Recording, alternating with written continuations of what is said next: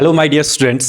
Myself is Adil Bashir Sheikh, and with me is my colleague Mr. Inayat sir, my best friend.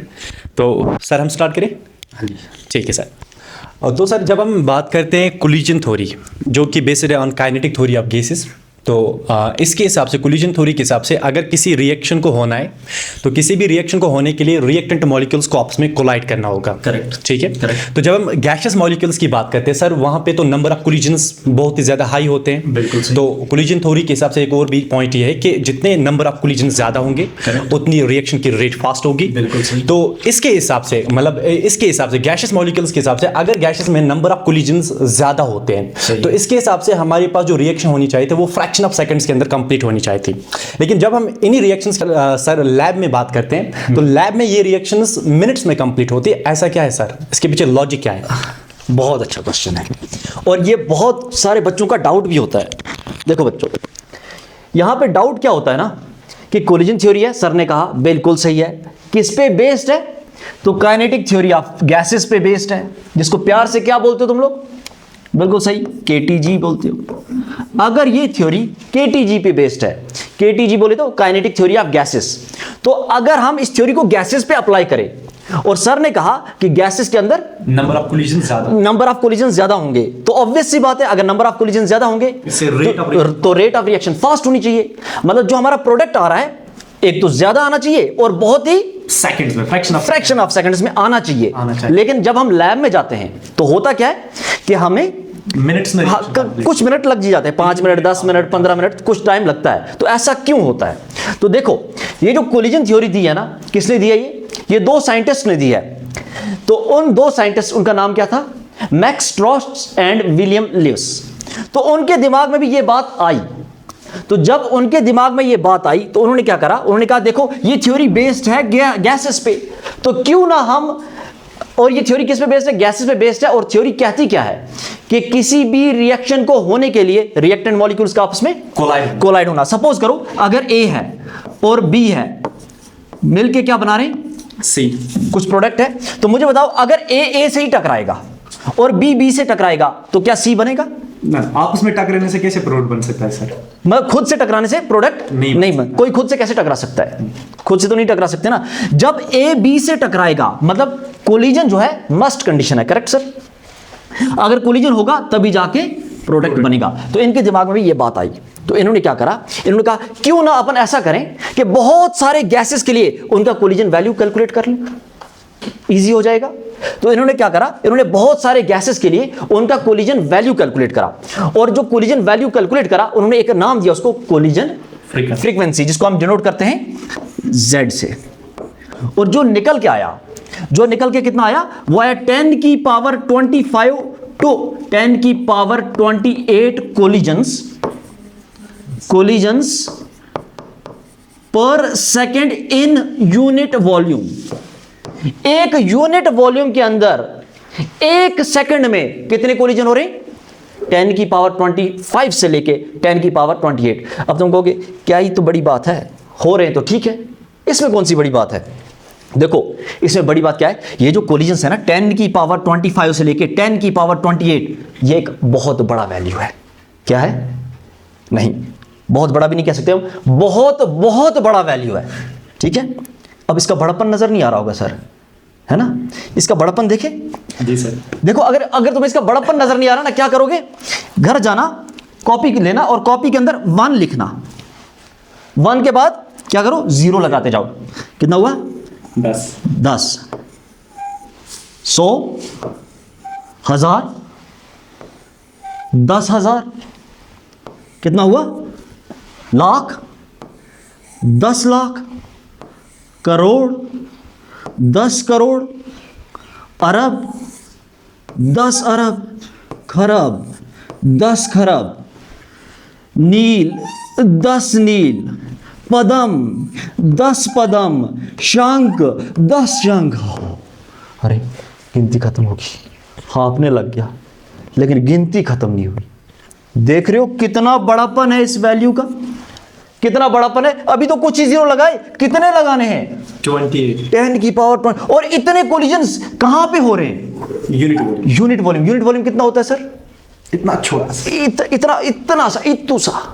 इतू सा है ना, इतू से area के अंदर इतने सारे कोलिजन। अब ये एरिया कितना होगा, एक यूनिट वॉल्यूम बना ले सर। जी सर, एक यूनिट वॉल्यूम बना लेते हैं, कोशिश करते हैं एक क्यूब बनाने की। तो एक यूनिट वॉल्यूम अपन बना लेते हैं, सही है सर। यहां पे भी 1 सेंटीमीटर, 1 सेंटीमीटर और 1 सेंटीमीटर, तो हो गया इसका वॉल्यूम 1 सेंटीमीटर क्यूब। अब ये जो इस 1 सेंटीमीटर क्यूब के अंदर, अब तुम कहोगे सर अभी तो आप बोल रहे थे इतू सा है, आपने तो इतना बना लिया। तो इतू सा जो है ना, ये इतू सा ही है। ये 1 सेंटीमीटर मैंने क्यों लिखा है कि जो एरिया ना इतना सा है, तो फिर सर इतना क्यों नहीं बनाया, इतना बना देता ना, तो इतना सा बना देता, इतना सा, ये ऐसे डॉट हो जाता, क्या तुम्हें दिखता? तो तुम्हें दिखता नहीं, तो इसीलिए इसको क्या कर दिया हमने, ऐसा समझो कि जूम करके बना दिया। तो इस छोटे से एरिया के अंदर 1 सेकंड में कितने कोलिजन हो रहे हैं सर? मतलब इतने नंबर ऑफ कोलिजन्स हो रहे हैं, इतने ज्यादा कोलिजन हो रहे हैं। तो ऑब्वियस सी बात है, तो डाउट वही आ गया, अगर इतने कोलिजन हो रहे हैं तो रिएक्शन कैसे हो जानी चाहिए? फ्रैक्शन ऑफ सेकंड्स में। लेकिन रिएक्शन क्या फ्रैक्शन ऑफ सेकंड्स में हो रही है? नहीं हो रही, रिएक्शन हो रही है मिनट्स में। तो ऐसा क्यों? तो देखो इनकी थ्योरी भी यहां कॉन्ट्राडिक्ट मार जाती। तो इन्होंने अपनी थ्योरी को कॉन्ट्राडिक्ट मारने से कैसे बचाया? इन्होंने कहा कि जो हमारे पास टोटल कोलिजन्स हैं वो 2 टाइप्स के हैं। कौन कौन से? एक है हमारे पास इफेक्टिव कोलिजन और दूसरे हमारे पास इनइफेक्टिव कोलिजन। इफेक्टिव कोलिजन और इनइफेक्टिव कोलिजन। अब यह है कि सर इफेक्टिव कोलिजन क्या होते हैं? तो इफेक्टिव कोलिजन कौन से होते हैं सर? वो कोलिजन जो रिएक्टेंट को किसमें कन्वर्ट करें? प्रोडक्ट्स में, बिल्कुल सही। और इनइफेक्टिव कौन से होंगे? जिनके कारण रिएक्टेंट प्रोडक्ट में कन्वर्ट नहीं हो।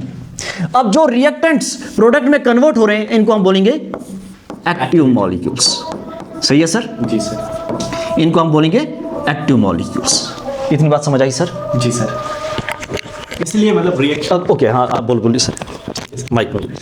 चलिए सर, जो आपने बताया कि collision frequency 10 to the power 28, चलो अगर उस नंबर को भी हम सर आधा आधा डिवाइड करेंगे, आधा इफेक्टिव आधा इनइफेक्टिव, तब भी तो इफेक्टिव कोलिजन ज्यादा आ रहे हैं, तब भी तो रिएक्शन अगर फ्रैक्शन ऑफ सेकंड से कंप्लीट नहीं होगी तो सेकंड्स में होनी चाहिए, फिर भी मिनट्स में क्यों हो रही है सर? बहुत बढ़िया सर, आपने तो मतलब आपने लाखों बच्चों का डाउट पूछा है सर कि अगर इनको आधा आधा भी दे दें, 10 की पावर 28 को अगर आधा कर लें तो कितना हो जाएगा? 10 की पावर 14। तो 10 की पावर 14 भी तो एक बड़ा सा नंबर, बहुत बड़ा नंबर सर, बहुत बड़ा नंबर है। तो अगर इतना बड़ा नंबर है, अब चलो फ्रैक्शन में ना हो के सेकंड्स में जल्दी से फिर भी तो होनी चाहिए, लेकिन क्या जल्दी से हो रही है रिएक्शन? नहीं। तो ये इनके दिमाग में भी ये बात आई, तो इनकी थ्योरी अगेन कॉन्ट्राडिक्ट मार जाती। लेकिन इन्होंने क्या करा, थ्योरी को बचाने के लिए एक पॉइंट लिख दिया है। देखना वहां पे एक पॉइंट लिखा होगा कि जो जितने भी कोलिजन हो रहे हैं उनमें से जो स्मॉलर फ्रैक्शन है, स्मॉलर फ्रैक्शन जो है वो इफेक्टिव कोलिजन है, और लार्जर फ्रैक्शन ऑफ कोलिजन जो है वो क्या है? इनइफेक्टिव। मतलब जो इफेक्टिव कोलिजन होने हैं बहुत स्मॉलर फ्रैक्शन है। यही कारण है कि जो हम लैब में रिएक्शन करते हैं, जितने भी हम रिएक्शन कर रहे हैं वहां पे टाइम जो हमारे पास जो मिनट्स में लगता है, 5 मिनट हो गए, 10 मिनट हो गए, जो भी टाइम लगता है वो हमारे पास मिनट्स में लगता है, ना कि सेकंड्स। समझ आ गई? क्लियर है सर? तो सर यहाँ तक हमें ये पता चलता है, तो बेसिकली कोलिजन थ्योरी के हिसाब से जो इफेक्टिव कोलिजन्स होते हैं, वही इफेक्टिव कोलिजन से आपके रिएक्टेंट्स जो होते हैं वो प्रोडक्ट्स में कन्वर्ट होते हैं। ठीक है सर? तो हम बात करते हैं सर इफेक्टिव कोलिजन्स की। अब हमें ये कैसे पता चलेगा एक गिवन रिएक्शन के अंदर कौन से कोलिजन्स इफेक्टिव है और कौन से कोलिजन इनइफेक्टिव है? ठीक है, क्या ये कंडीशनल होते हैं या सारे के सारे कोलिजन्स इफेक्टिव होते हैं या सारे के सारे कोलिजन इनइफेक्टिव होते हैं? क्या इसके लिए कुछ क्राइटेरिया है सर? अगर है तो वो क्राइटेरिया क्या है? और यहाँ पे हम कुछ कॉन्सेप्ट्स पढ़ते हैं about the concept of activation energy, threshold energy. Sir उनके बीच में डिफरेंस क्या है और वो एनर्जीज क्या होती है? वो भी आपके साथ। Okay sir, thank you sir, thank you for asking this doubt. देखो सर, आपने बहुत अच्छी चीज़ पूछी है सर कि क्या सारे रिएक्टेंट्स प्रोडक्ट में कन्वर्ट होंगे कि नहीं होंगे। तो देखो, एक तो कोलिजन थ्योरी ने हमें बता दिया कि कुछ थोड़ा सा फ्रैक्शन है जो किस में कन्वर्ट हो रहा है?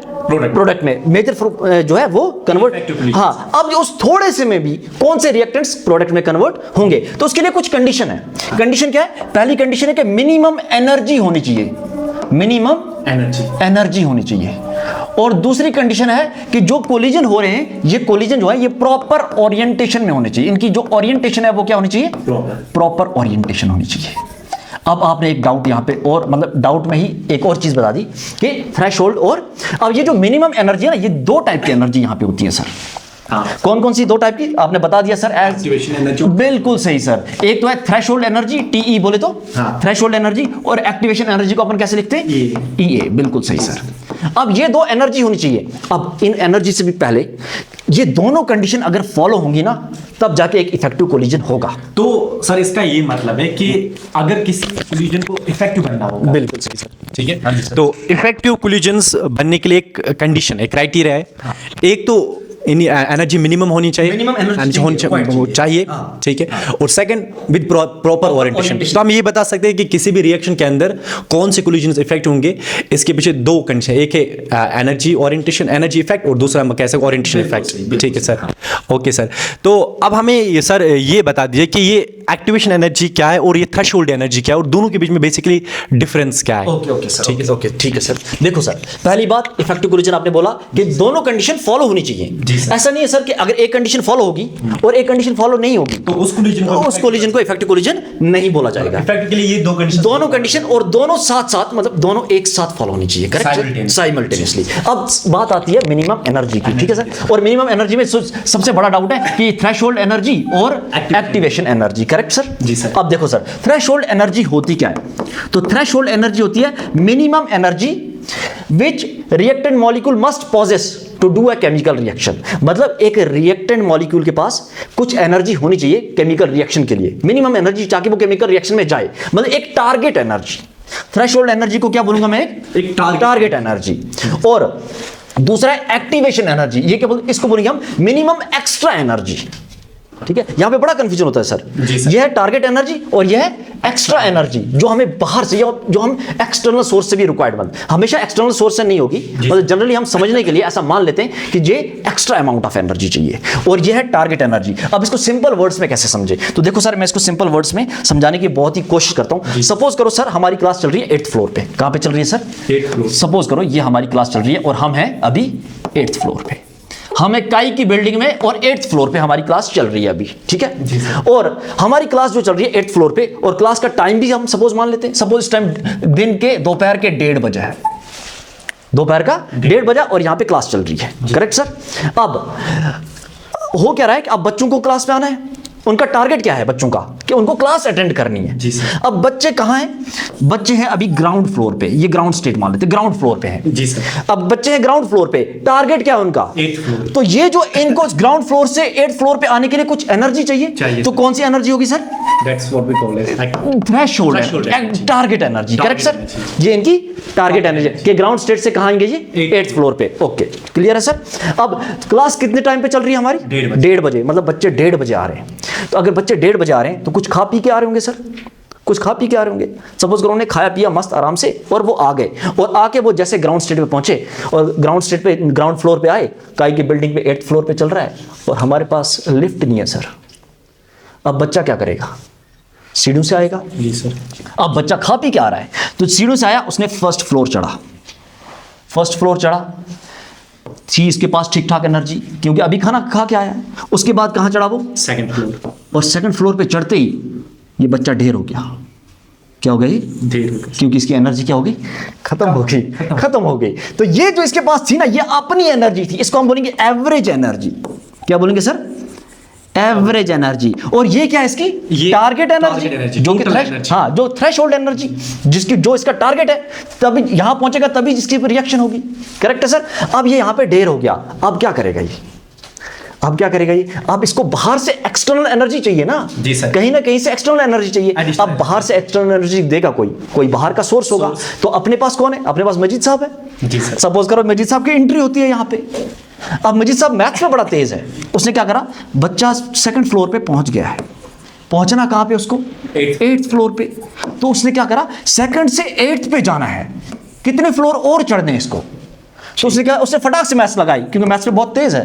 तो 8 से 2 निकाले तो कितना हुआ? 6। तो बच्चे को 6 फ्लोर चढ़ने। अब मजीद साहब को ना डॉक्टर ने एक मंत्र दे रखा था कि जिस बच्चे को जितना फ्लोर चढ़ने हैं, उतने उसको ग्लूकोज की चम्मच पिलाते जाओ। तो अब यहां बच्चा ढेर हो गया है, तो इस बच्चे को कितनी चम्मच चाहिए कि वो यहां पहुंच जाए? 6 चम्मच, है ना। अब वो कहां डिसाइड हुई? ये बहुत इंपॉर्टेंट है। ये कहां डिसाइड हुई? ये यहीं डिसाइड हो चुकी है, क्योंकि इस पे आगे क्वेश्चन आता है, कहीं ना कहीं पढ़ो।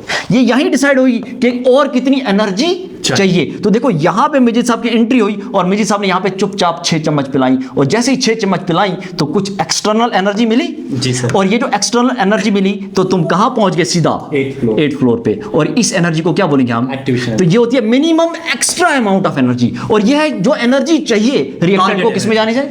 प्रोडक्ट में। अब सर एक डाउट और यहाँ पे, मैं जानता हूँ आपके मन के, अब मैं खुद ही अपना ये डाउट पूछ लेता हूँ, आपका ही मन का डाउट मैं खुद अपने मन से ही पूछ लेता हूँ। वो ये कि आप जो सोच रहे हो कि ये एवरेज एनर्जी कहाँ से आई, यही सोच रहे हो सर? जी सर। बच्चों मुझे पता है तुम यही सोच रहे हो कि ये एवरेज एनर्जी कहाँ से आई। देखो अब सिंपल सी बात करते हैं। देखो sir, third law of thermodynamics, entropy at 0 kelvin is 0, है ना, और परफेक्टली क्रिस्टलाइन सब्सटेंस हो जाता है 0 केल्विन पे। मतलब हम 0 केल्विन पे कोई भी काम नहीं कर रहे, हम तो 25 डिग्री 30 डिग्री पे काम कर रहे हैं ना। अगर हम 25 डिग्री 30 डिग्री पे काम कर रहे हैं तो क्या एंट्रोपी 0 होगी? जी सर। एंट्रोपी 0 नहीं होगी ना, क्योंकि कुछ ना कुछ एनर्जी होगी। तो हम कुछ ना कुछ टेम्परेचर पे काम कर रहे हैं, तो कुछ ना कुछ टेम्परेचर पे कुछ अपनी एवरेज एनर्जी होती है। चलो छोड़ो, गोली मारो सर, ये भी नहीं समझ आया, छोड़ो। एक और जनरल बात करते हैं अपन, ठीक है सर? जनरल बात ये करते हैं, सपोज करो एक बच्चा है सर, जी सर, वो क्या कर रहा है? लैब में जाके टीचर को बोल रहा है मुझे प्रैक्टिकल करना है, मुझे प्रैक्टिकल करना है, हर दिन मुझे प्रैक्टिकल करना है। टीचर कह रहा है अरे भाग जा, है कौन तू? दूसरे दिन भी आया मुझे प्रैक्टिकल करना है, टीचर ने बोला भागा जा।